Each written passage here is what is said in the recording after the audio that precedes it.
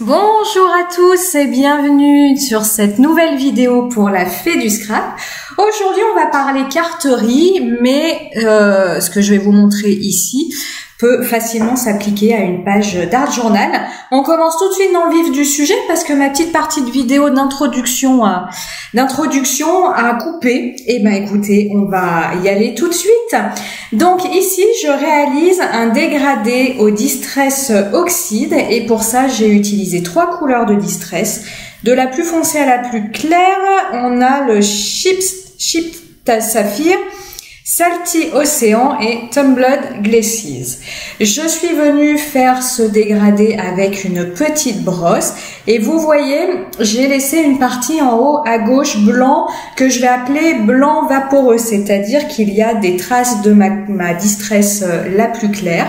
Et là, je reprends ma distress la plus claire avec un pochoir de la Fée pour venir y faire ces petites marques d'étoiles que je trouve très très sympa. Ça permet comme ça d'amener de la texture au fond, sans pour autant faire quelque chose qui soit trop, comment on va dire, flash par rapport à mon fond. Alors là, c'est mon dernier achat, je l'adore. Si vous me suivez sur Instagram, je vous le fais péter à toutes les sauces. C'est la Stickles Glue de Ranger où vous avez dans cette colle des paillettes et des étoiles. Donc elle se présente dans un petit pot. Vous venez appliquer cette glue avec un pinceau plutôt à poil rigide. Et faites attention parce que comme la distress est aquarellable, veillez bien à ne pas réactiver la distress en appliquant votre glue.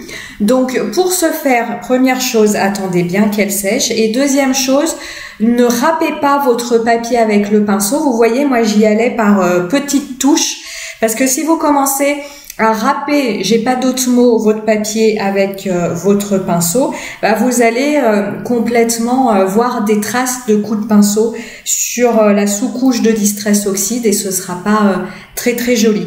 Évidemment, on laisse bien sécher. Ça prend un petit peu de temps à sécher, mais quand vous le verrez sur la photo de fin, une fois que cette glue est sèche, elle est complètement transparente et vous n'avez plus que les paillettes et les étoiles. Alors, sur la photo, elle est encore pas trop mal faite, celle-ci. On voit bien les petites paillettes et les étoiles. J'utilise un papier, donc c'est le Mix Media de Fabriano, que j'ai commandé il y a peu et que je teste. Et il est vraiment super, ce papier. Il fait donc 300 grammes. Et pour la colorisation, vous le voyez ici au crayon de couleur aquarellable, il donne un effet, alors ça va être le mot pour cette carte, un effet vaporeux à vos dégradés. Vous voyez, très texturé. Et je n'obtiens pas cette texture avec mon papier aquarelle habituel qui est un papier lisse. Le Mix Media de Fabriano est plutôt lisse, mais j'obtiens voilà ce côté très texturé et je trouve ça vraiment vraiment sympa. Donc j'utilise ici les Supra Color Soft de Caran-d'Ache, donc qui sont donc des crayons de couleur aquarellables. Ce sont de très très beaux crayons de couleur. Ça, je crois que maintenant vous avez l'habitude avec moi. Hein, Caran-d'Ache, on peut pas se tromper en choisissant des crayons de couleur de chez Caran-d'Ache. Au niveau de l'utilisation, au niveau du rendu, on va être extrêmement proche des Albrecht Dürer de Faber-Castell. Je trouve pas qu'il y ait excessivement de différence entre ces deux gammes, ce qui n'est pas le cas de la gamme haut de gamme de Caran-d'Ache, c'est-à-dire les Muséums, où là, vous avez vraiment de l'aquarelle dans votre crayon de couleur et vous allez avoir quelque chose d'hyper pigmenté, où là, on voit qu'on passe encore un niveau au-dessus. Mais en tout cas, les Supra Color Soft sont très très bien. Ils existent au nombre de 120 nuances, donc avec ça, vous avez de quoi faire. Pour le bleu, je vous dis les combos couleurs en sachant que vous pouvez tous les retrouver sur l'article du blog de la Fée où je vous ai mis toutes les références produits utilisés ici. Donc pour le bleu, j'ai utilisé le bleu lavande, le bleu saphir et le bleu de Prusse. Et pour mon dégradé de violet, je n'ai fait que à 2 couleurs. Quand les surfaces sont petites, je n'utilise que 2 couleurs pour mes dégradés. Hein. Souvent, je vous dis, pour réaliser un joli dégradé, il nous faut 3 couleurs, la plus foncée, la plus claire et l'intermédiaire. sur des petites surfaces comme les chaussures de la demoiselle et le cadeau, 2 couleurs suffisent. Donc pour tout ce qui est violet, j'ai utilisé le bleu indigo. Et ouais, parce que le bleu indigo, dans cette référence-là, c'est un violet foncé. Et puis le violet pourpre qui vous donne cet aspect entre le rose et le violet. Je viens comme ça faire les petites zones pour utiliser mes crayons de couleur aquarellables. J'utilise exclusivement un pinceau à réservoir d'eau avec une petite mine, si vous avez le temps de voir sur le détail de ma vidéo. J'utilise une petite pointe. Pourquoi? Parce que comme ici on a un motif quand même très petit, plein de détails, la petite pointe elle vous permet de ne pas déborder et d'apporter la juste quantité d'eau nécessaire pour aquareller vos crayons, mais pour autant ne pas noyer votre pigment. Ici, intéressant pour le nœud, je ne vais pas réaliser un dégradé, je vais utiliser 2 couleurs bien distinctes, le rose et le jaune. J'utilise le rouge, pas du tout, le rouge rubis et le jaune citron. Donc ici, je ne vais pas m'y prendre comme un dégradé, vous allez le voir dans un court instant. Je vais venir en fait étendre mon rouge dans mon jaune, puis aquareller le jaune, ce qui permet comme ça d'avoir un rendu de traces dans mon jaune, sans en fait que le jaune et le rouge se mélangent, parce que sinon ça nous aurait donné, on révise, le rouge et le jaune, ça donne du orange. Donc ici, l'astuce pour quand même utiliser des crayons de couleur aquarellables, mais faire en sorte qu'ils ne se mélangent pas, je suis partie du rouge, je suis venue l'étirer sur mon jaune et après je suis juste venue mouiller mon jaune et ça se passe très très bien. Juste avant mes explications ou pendant mes explications, vous m'avez peut-être vu faire un geste étrange avec mon pinceau à réservoir d'eau. Tout simplement parce qu'il me déversait trop d'eau sur ma réalisation. Le pinceau à réservoir d'eau, c'est pas compliqué à utiliser. Quand il ne vous donne pas assez d'eau, vous appuyez sur le corps du stylo, il y a un endroit prévu à cet effet, et ça va augmenter la quantité d'eau qui sort de votre crayon. Par contre, il va y avoir l'effet inverse, c'est-à-dire quand votre crayon, votre pinceau à réservoir d'eau va vous donner trop d'eau. Vous aurez beau l'essuyer sur un papier essuie-tout ou un petit torchon, l'eau elle va continuer à arriver. Pourquoi? Parce que non pas la réserve que l'on voit bleue, mais la réserve qui est au niveau de ma pointe, en fait, est complètement pleine d'eau dans ces moments-là. Et du coup, même si vous l'essuyez sur un papier absorbant, au contraire, ça va continuer à amener du liquide, Donc si votre pinceau à réservoir d'eau vous donne trop d'eau, vous lui mettez la tête en l'air. Là, vous prenez votre papier absorbant, vous venez serrer la pointe, vous allez voir votre papier absorbant va absorber l'eau, mais votre crayon est à l'envers, votre pinceau est à l'envers, la mine ne va pas se recharger en eau. Ce qui est différent de si vous venez le tamponner dans votre papier absorbant, la tête en bas. Et comme ça, vous arrivez à réguler l'effet « mon pinceau à réservoir d'eau donne trop d'eau ». C'est OK pour ça? Je vous le dis parce que c'est pas forcément intuitif et puis ça peut être utile. Au niveau des cheveux, j'ai utilisé 2 couleurs, la plus claire, le rouge anglais, et puis vous verrez la plus foncée, le brun. Je suis venue, comme souvent lorsque je réalise des dégradés sur des zones plutôt conséquentes, c'est un grand mot, mais sur des zones plutôt importantes comme ici, j'applique ma couleur claire en une couche. Alors, j'en mets de partout, mais je m'excite pas à avoir quelque chose sans trace. Et puis, je viens appliquer ma couleur la plus foncée, là où je vais vouloir réaliser mes ombrages. Ici, pas de science particulière pour apposer les ombres au niveau de cette petite jeune fille. J'ai simplement suivi le modèle qui nous est donné avec le packaging. Ensuite, pour réaliser le dégradé, comme toujours, je pars de la zone la plus claire et je viens repousser mes pigments de couleur en allant vers la zone la plus foncée. Comme ça, on réalise un dégradé très simplement avec les crayons de couleur aquarellables. Vous me voyez faire des zigouigouis, on va appeler ça comme ça, lorsque j'arrive dans la zone la plus foncée. Ça, c'est pour donner un côté cheveux frisés à ma petite jeune fille. Donc, je viens repousser, comment faire ça? Je viens repousser mes pigments en partant du plus clair pour aller vers le plus foncé. Et une fois que j'arrive dans ma zone la plus foncée, la mine de mon pinceau à réservoir d'eau est chargée de ma couleur la plus foncée et je viens, c'est ce que je fais là, redéposer ces pigments foncés sur mes parties les plus claires en faisant des petits, j'appelle ça des zigouigouis, mais des petits ronds, des petites frisettes. Et puis si je n'ai pas assez de pigments, je reviens le prendre directement sur la mine de mon crayon de couleur pour ajouter encore un peu plus de détails à cette chevelure.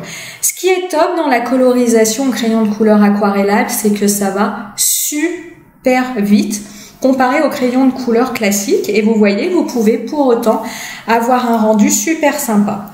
Qui dit fête d'anniversaire, puisque c'est une carte d'anniversaire, dit du doré, évidemment. Donc on dégaine le crayon gel Pentel hybride doré.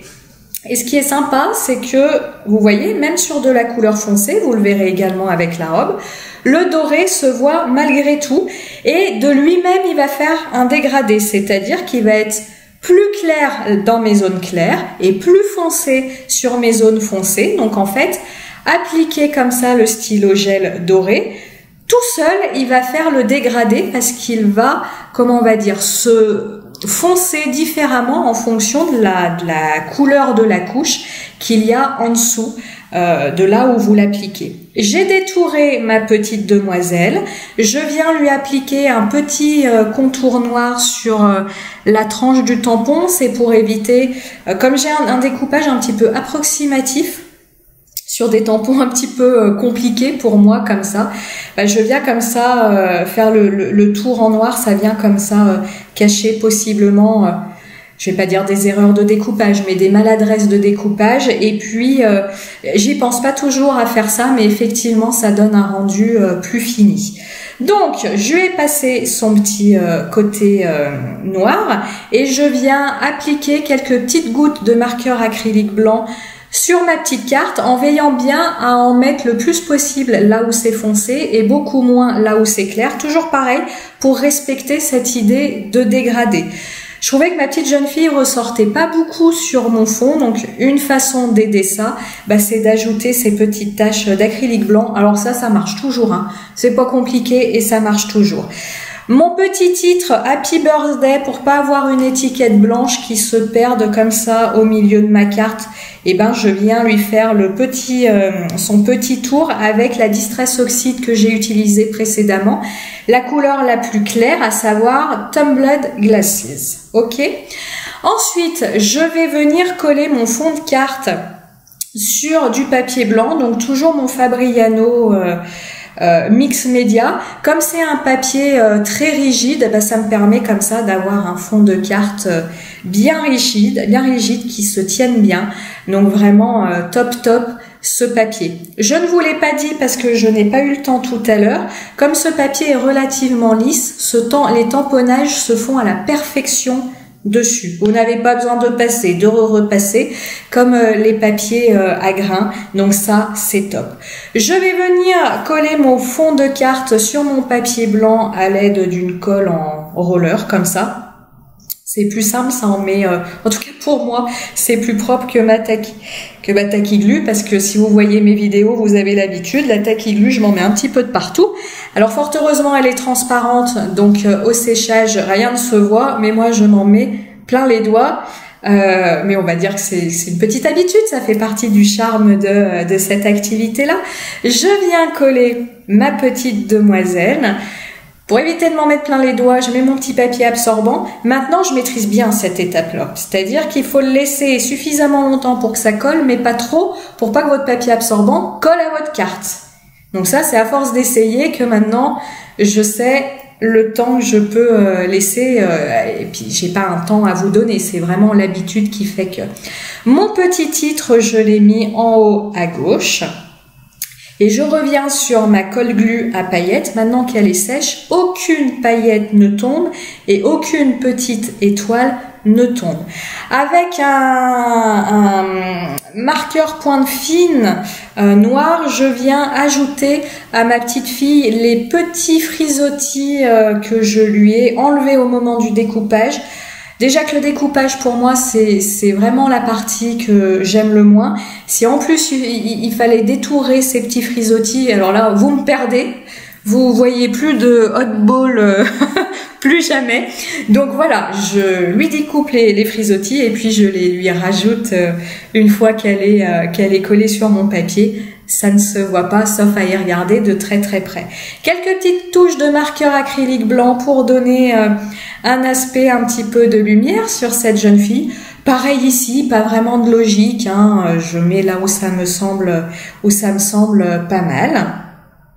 Et je viens, comme je vous disais, coller cette petite carte. Alors là, j'y suis allée un petit peu rapidement, c'est-à-dire que mon marqueur acrylique n'avait pas eu le temps de sécher, que j'ai ajouté sur la petite demoiselle. Prenez un petit peu plus le temps, vraiment, attendez que ça sèche. C'était pas très grave, j'en ai rajouté une seconde couche, mais bon. À moi-même, j'ai souri à moi-même en disant, décidément, tu veux toujours faire vite. Et puis voilà, c'est pour ça que je rajoute cette seconde couche. Il n'y en aurait pas eu besoin sans ma maladresse. Maintenant, on va mettre en valeur le cadeau. Donc je lui ajoute de l'aqua shimmer de nouveau. Hein. C'est de l'eau avec des paillettes. Allez-y en tamponnant, puisque on a utilisé des crayons de couleur aquarellables, n'allez pas les réactiver. Donc on tamponne, on vient pas balayer, si j'ose dire, sa colorisation. On y va en tamponnant pour surtout pas réactiver sa colorisation et risquer de l'abîmer. Et puis la touche de glossy, j'en suis devenue accro, j'en mets de partout, mais le tube est grand et sincèrement ça dure hyper longtemps vu tout ce que je mets pour un prix fort raisonnable, donc il a tout pour plaire. Et voilà ce que donne cette carte d'anniversaire. Pour l'instant elle n'est pas dédiée à quelqu'un, c'est ce que me demandait mon mari hier. Ah mais elle est pour qui? Je lui ai dit mais pour l'instant pour personne, mais j'aimerais bien me faire un petit stock de cartes comme ça à envoyer, à donner au moment des anniversaires. Je trouve que c'est un format hyper sympa. Je l'ai fait en 2 heures de temps, donc ça prend pas très très longtemps comparé à une page d'Art Journal. Allez, je vous dis à très bientôt pour d'autres vidéos. Ciao, ciao!